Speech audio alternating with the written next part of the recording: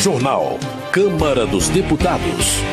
Decreto presidencial sobre posse de armas repercute na Câmara. Parlamentares destacam ações de prevenção contra a obesidade. Deputados divergem sobre arquivamento do Escola Sem Partido. Boa noite. Favorável ao projeto Escola Sem Partido, Sóstenes Cavalcante, do Democratas do Rio de Janeiro, está convencido de que a proposta voltará a ser discutida na próxima legislatura. O deputado entende que as salas de aula devem ficar livres de doutrinações partidárias e ideológicas, uma prática que, segundo ele, é cada vez mais comum nas escolas. Na sua ampla maioria, crianças e adolescentes, no ensino fundamental e ensino médio, estão sendo doutrinados por professores. Vale ressaltar que essa doutrinação não deve ser praticada com viés partidário, nem por partidos de direita, nem por esquerda ou quaisquer que sejam. Este projeto visa o respeito à pluralidade de pensamento. Na verdade, os contrários a esse projeto são uns poucos professores e alguns partidos de esquerda que viram alunos como presas fáceis de sua ideologia. Querem realmente doutrinar, transformando os alunos em adeptos à sua ideologia partidária, o que não deve acontecer no ambiente escolar. Sóstenes Cavalcante ressalta que a escola deve priorizar o conteúdo da grade curricular nas diversas áreas do conhecimento e a família tem a prerrogativa de educar os filhos no aspecto religioso, político e social. Jalice Portugal, do PCdoB baiano, comemora o fim dos trabalhos legislativos sem a aprovação do relatório na comissão especial que discutiu o projeto Escola Sem Partido em 2018. A deputada considera o debate sobre o assunto um momento difícil, por entender que a proposta representa um retrocesso para a educação. Ao reiterar que não existe doutrinação ideológica nas salas de aula, Alice Portugal afirma que o projeto assedia moralmente os professores. Do nosso conhecimento, não há doutrinação ideológica por professores. Há apresentação, no caso dos professores de História, ou de Filosofia, ou de Sociologia, geral das ideias que circulam na sociedade. Por outro lado, ficará proibido que um professor fale sobre gravidez na adolescência ou sobre doenças sexualmente transmissíveis, porque isso, pelo teor do projeto, é considerado ideologia de gênero. É, na verdade, um relatório típico de quem não conhece a realidade da escola pública brasileira. Na periferia das grandes cidades, no interior do Brasil, onde a escola é complementar à educação familiar. Aliás, como diz a Constituição, é família e escola. Alice Portugal afirma que, se voltar à pauta da Câmara, o projeto será enfrentado com argumentos. Ela espera contar com o apoio do professorado e da população para garantir que a escola ensine a pensar e não só a obedecer, e que também não seja apenas um instrumento de reprodução de conteúdo, mas um centro de vivência. Rubens Ottoni, do PT de Goiás, também considera o projeto Escola Sem Partido um retrocesso. Na avaliação do parlamentar, a proposta visa apenas intimidar os professores e impedir que os alunos sejam estimulados a ter um pensamento crítico. Em vez de discutir temas que considera retrógrados, Rubens Ottoni entende que a Câmara deveria debater propostas que promovam uma educação de qualidade para os brasileiros. Esse projeto, na prática, quer proibir o professor de cumprir o seu papel, de fazer o debate e apresentar as suas ideias. Mais do que isso, quer impedir que o aluno tenha acesso à diversidade de pensamento, enquanto nós precisaríamos aqui na Câmara dos Deputados estarmos discutindo a alfabetização na idade correta, discutirmos a evasão existente no ensino médio, discutirmos aqui a dificuldade de acesso dos nossos jovens à faculdade. Nós estamos discutindo temas como este projeto, que na prática não tem nada a ver com o nome, não é Escola Sem Partido. O que eles estão querendo fazer é a lei da mordaça, fazer uma mordaça na educação, impedir que os professores tenham opinião e impedir que os alunos tenham acesso à diversidade de pensamento. O Câmara Mirim 2019 já abriu as inscrições para educadores de alunos do 5º ao 9º ano. Os professores e coordenadores vão poder se inscrever em 2 modalidades. Educadores parceiros para aqueles que já participaram de edições anteriores e novos educadores para aqueles que vêm pela primeira vez. Para se inscrever, os educadores devem mandar um e-mail para câmaramirim@câmara.leg.br com o seguinte tema: como podemos estimular o diálogo em sala de aula e preparar os estudantes para um debate em que prevaleça o respeito. As inscrições terminam dia 25 de janeiro. Acesse plenarinho.leg.br Câmara Mirim ou pelo telefone 61 3216 1804. Saúde. A Comissão de Seguridade Social e Família da Câmara aprovou o projeto que cria o Estatuto da Pessoa com Obesidade no final do ano passado. Relatora da proposta no colegiado, Conceição Sampaio, do PSDB do Amazonas, apresentou emenda ao texto original com as diretrizes para a prevenção e o tratamento da obesidade recomendadas pelo Ministério da Saúde. E quando nós falamos da obesidade, a gente não pode deixar aqui de destacar que muito recurso que é destinado à saúde pública acaba indo exatamente para tratar doenças que surgem a partir da obesidade. Então, muitas vezes a gente trata a consequência, mas não trata a causa. Esse é um projeto que nós vamos trazer para a visibilidade essa discussão, um projeto que eu tive a honra de estar relatando, mas acima de tudo, de estar trazendo para esse debate um problema que atinge todos nós. Nós temos hoje, no Brasil, 50% da população com sobrepeso e 20% da população brasileira já está com obesidade. Então já é um percentual altíssimo que nós precisamos combater. No entendimento de Conceição Sampaio, o Estatuto da Pessoa com Obesidade vai dar visibilidade para o problema, ajudando a prevenir tanto as causas como as consequências do sobrepeso. Já está em vigor a lei que determina que os currículos dos ensinos fundamental e médio incluam a educação alimentar e nutricional nas disciplinas de ciências e biologia. A lei teve origem em projeto apresentado por Lobeneto, do PSDB de São Paulo. Lobeneto argumenta que os índices de obesidade infantil e juvenil estão cada vez mais altos no Brasil. Ele acrescenta que a obesidade causa doenças como diabetes e pressão alta na idade adulta, aumentando o custo da saúde pública. Na visão do deputado, o debate sobre a educação alimentar nas salas de aula ajudará a conscientizar os alunos sobre a importância da boa alimentação.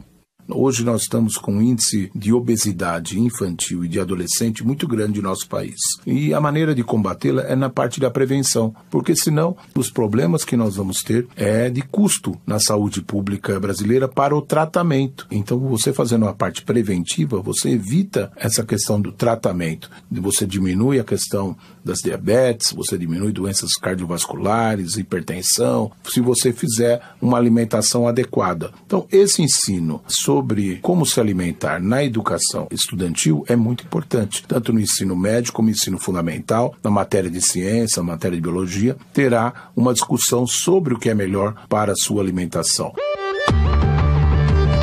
Segurança Pública. Nesta terça-feira, o presidente da República, Jair Bolsonaro, assinou o decreto que facilita a posse de armas. A medida repercutiu entre os deputados, como mostra a reportagem de José Carlos Oliveira. Bancada da Segurança Pública elogia, enquanto PT anuncia recurso judicial contra decreto de Bolsonaro sobre posse de armas. O texto permite a aquisição de até 4 armas de fogo e dobra o prazo de validade do registro, que passa de 5 para 10 anos. A posse da arma é permitida em casa ou no local do trabalho, nos casos em que o dono da arma também é o responsável legal pelo estabelecimento comercial ou industrial. Ainda segundo o decreto, presume-se a veracidade dos fatos e circunstâncias afirmadas na declaração de efetiva necessidade do uso da arma. Integrante da Frente Parlamentar da Segurança Pública, o deputado Alberto Fraga, do DEM do Distrito Federal, argumenta que esse trecho acaba com o subjetivismo dos delegados da Polícia Federal que vinham impedindo a concessão de novas posses de arma. Fraga afirma que o decreto não resolve os problemas de segurança pública do país, mas aumenta a proteção da sociedade. Você tira a certeza do marginal que, ao invadir as nossas casas, não haverá uma arma para defender aquela propriedade. Você não pode levar a certeza ao bandido que a casa do cidadão está desguarnecida, que não tem uma arma lá e que possa fazer frente a ele que vai invadir aquela casa com uma arma na mão. Já o líder do PT, deputado Paulo Pimenta, do Rio Grande do Sul, denunciou erros primários e irresponsabilidade institucional no decreto de Bolsonaro. Ele critica, por exemplo, a permissão de posse de armas nas residências urbanas de unidades federativas com índice anual de mais de 10 homicídios por 100 mil habitantes. Como todos os estados brasileiros têm índice superior a esse limite, Pimenta argumenta que, na prática, o decreto cria a possibilidade de exércitos particulares nas residências rurais e urbanas, inclusive com a posse de armas de grosso calibre. O PT prepara um projeto de decreto legislativo para assustar os efeitos do decreto de Bolsonaro. O projeto será formalmente apresentado na retomada dos trabalhos legislativos em fevereiro. Pimenta informou que, de imediato, o PT vai pedir a inconstitucionalidade do decreto junto ao Supremo Tribunal Federal. Extrapola as competências previstas na legislação ao Poder Executivo de regulamentar aquilo que a lei prevê. Invade competências do Poder Legislativo e, portanto, esta matéria não pode ser tratada por decreto. Quando ela estabelece critérios e o filtro dos critérios abrange todas as cidades, todos os estados e todas as pessoas, não tem critério. E eu concluo dizendo que há uma carga enorme também de subjetividade quando diz o seguinte: são 4 armas, mas poderão ser adquiridas mais, mediante uma solicitação que fundamente a necessidade de aquisição de mais armas. Isto mergulhará o país num caos da violência. Por se tratar de decreto presidencial, o texto não altera o Estatuto do Desarmamento nem se refere ao porte de arma, que se mantém com regras mais rígidas. Porém, Alberto Fraga acredita que a flexibilização do Estatuto se mantém como item prioritário na pauta da Câmara. Com a base que hoje se formou de apoio ao presidente Bolsonaro e com o aumento da bancada da segurança pública, as possibilidades de votar essa matéria são muito grandes. Nós temos que votar não somente essa matéria que trata da questão da flexibilização do Estatuto do Desarmamento, como outros assuntos no campo da segurança pública. A proposta que trata da flexibilização do Estatuto do Desarmamento está pronta para votação no plenário da Câmara. Da Rádio Câmara de Brasília, José Carlos Oliveira. Política. Chico Alencar, do PSOL do Rio de Janeiro, destaca a relevância fundamental do parlamento para a democracia e para a adoção de políticas públicas que beneficiem principalmente a população mais carente do país. Por outro lado, o deputado critica a morosidade do Congresso para aprovar leis que garantam uma melhor qualidade de vida para os brasileiros. Chico Alencar espera que, com a renovação da próxima legislatura, deputados e senadores resgatem a credibilidade e a importância do parlamento para a nação. O parlamento tem uma morosidade, uma lentidão e uma precariedade de decisões muito grande. Tem um lado de ineficiência, tem um lado de paralisia que qualquer pessoa que venha do executivo, por exemplo, percebe e se impressiona. Por outro lado, eu vejo que o parlamento tem centralidade na vida democrática. Nós precisamos ressignificar essa representação. E eu sugeriria, sobretudo agora que vai haver uma grande renovação, que os deputados e senadores se vacinassem contra a arrogância, que pode significar distanciamento do povo, a soberba, se achar muito poderosos e superiores às outras pessoas, e a hipocrisia. No ambiente político há muito cinismo, muita hipocrisia, muita mentira. Isso não é bom para o Brasil. Simão Cecim, do PP do Rio de Janeiro, considera sua participação na Assembleia Nacional Constituinte um dos momentos mais importantes da sua vida parlamentar. Ele lembra que, na época, a vivência e o intercâmbio com a sociedade brasileira foram muito gratificantes. Simão Cecim ressalta que a Constituição de 1988 foi marcada pela pluralidade e promoveu grandes avanços, mas pode ser reformulada sempre que houver necessidade de acompanhar as mudanças que ocorrem no mundo. A Constituição, na minha opinião, foi elaborada, confeccionada sob o calor do diálogo franco e aberto da sociedade brasileira. Foi através da participação popular que a Constituição de 88 criou o Sistema Único de Saúde, o SUS, colocou a educação como dever do Estado, implantou o direito do consumidor, garantiu aos brasileiros o acesso à cultura, reconheceu a importância da biodiversidade e o direito dos cidadãos a apresentarem projetos de lei com assinatura de 1% dos eleitores brasileiros. Mas entendo que a Constituição ainda tem muita energia para suportar eventuais adequações à realidade de novos tempos, de novos costumes e necessidades que, porventura, venham a ocorrer. Agricultura. Em 2012, Giovanni Queiroz, do PDT paraense, apresentou proposta para sustar o decreto presidencial de 2009 sobre o zoneamento agroecológico da cana-de-açúcar. Ele explica que o decreto impede o plantio e a expansão de usinas de cana-de-açúcar na Amazônia, mas o projeto do parlamentar foi arquivado. Agora, para tentar reverter essa situação, Giovanni Queiroz informa que vai apresentar uma indicação ao Ministério da Agricultura para que o governo federal permita o plantio da cana-de-açúcar na Amazônia sem desmatar a região.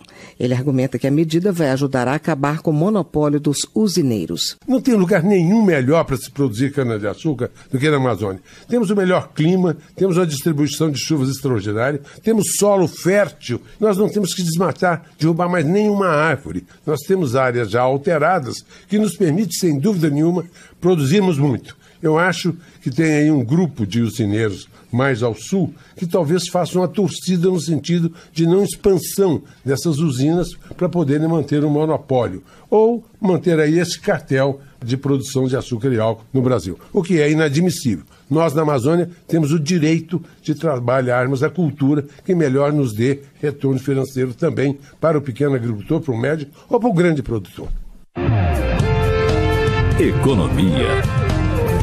Projeto de Dr. Jorge Silva do Solidariedade do Espírito Santo aumenta o período de descontos concedidos nas tarifas de energia elétrica para os produtores rurais e aquicultores. De acordo com as regras em vigor, o desconto é concedido para o período contínuo de 8h30 durante a noite. Dr. Jorge Silva explica o que muda com sua proposta. Hoje, o agricultor tem direito a fazer uso da energia elétrica na sua irrigação, principalmente, com a tarifa diferenciada de 8h30 por dia, iniciando 21h30 até às 6h da manhã. Esse projeto de lei visa estender este período de tarifa com preço menor. Ele avançou na seguinte ação: além das 8h30 diária de uma tarifa diferenciada com menor custo, o agricultor passará a ter uma menor tarifa nos finais de semana, começando às 14h do sábado e indo até às 6h da manhã da segunda-feira. E, além disso, terá tarifa diferenciada também nos feriados nacional por um período de 24 horas. O Dr. Jorge Silva considera o projeto de grande importância, uma vez que a economia na conta de luz tem impacto direto nos custos de produção e, consequentemente, no preço dos produtos. A proposta já foi aprovada na Câmara e agora será analisada pelo Senado. Medida provisória editada no mês de dezembro torna o governo do Distrito Federal responsável pela junta comercial do DF. Até então, as atividades de registro público das empresas locais, sociedades empresariais e outras funções desempenhadas pelo órgão estavam vinculadas à União. Isalci Lucas, do PSDB, lembra que cada estado tem a sua junta comercial e o Distrito Federal era a única exceção. Com a mudança, ele acredita que haverá simplificação de processos, diminuição da burocracia e uma melhor gestão das empresas no Distrito Federal. Isso vai facilitar muito mais o desenvolvimento nosso, inclusive essa guerra fiscal que existiu recentemente, onde muitas empresas foram embora para Goiás, foi exatamente pelas dificuldades encontradas aqui no DF. Aqui a burocracia é muito grande, não só com relação à junta, mas também a questão de alvará de funcionamento, alvará provisório. Então, a junta vindo para cá, evidentemente nós teremos uma aproximação do GDF com o setor empresarial, e com isso você simplifica todas as ações de abertura de empresa, alteração contratual de empresa. Eu tenho certeza que vai facilitar muito aí para os pequenos e microempresários também. Turismo. Otávio Leite, do PSDB do Rio de Janeiro, é autor de projeto de lei que permite que os guias turísticos usem seus próprios veículos nas atividades profissionais. O parlamentar destaca a vocação que o Brasil tem para o turismo e afirma que quanto mais estruturado for o setor, mais empregos serão gerados no país. No entendimento de Otávio Leite, a figura do guia turístico é fundamental, não apenas do ponto de vista econômico, mas também cultural. O parlamentar entende que a utilização de veículo próprio pelo profissional vai qualificar o atendimento ao turista. Oferecer a oportunidade do guia utilizar como ferramenta de trabalho seu próprio veículo, desde que esteja em boas condições, seguindo parâmetros técnicos adequados, isso irá qualificar a prestação desse serviço. O turismo eleva em padrão, isso é muito importante. E os guias estão espalhados por todo o Brasil e são um ingrediente muito relevante naquilo que é a prestação do serviço turístico. Então, essa medida tem uma importância vital para que o Brasil cada vez mais desenvolva um setor que pode gerar mais renda e mais emprego. Termina aqui o Jornal Câmara dos Deputados, com trabalhos técnicos de Everson Urani, locução de Paulo Gonçalves e Tércia Guimarães. Boa noite para você. A Voz do Brasil está de volta amanhã. Boa noite. Você ouviu A Voz do Brasil. Boa noite.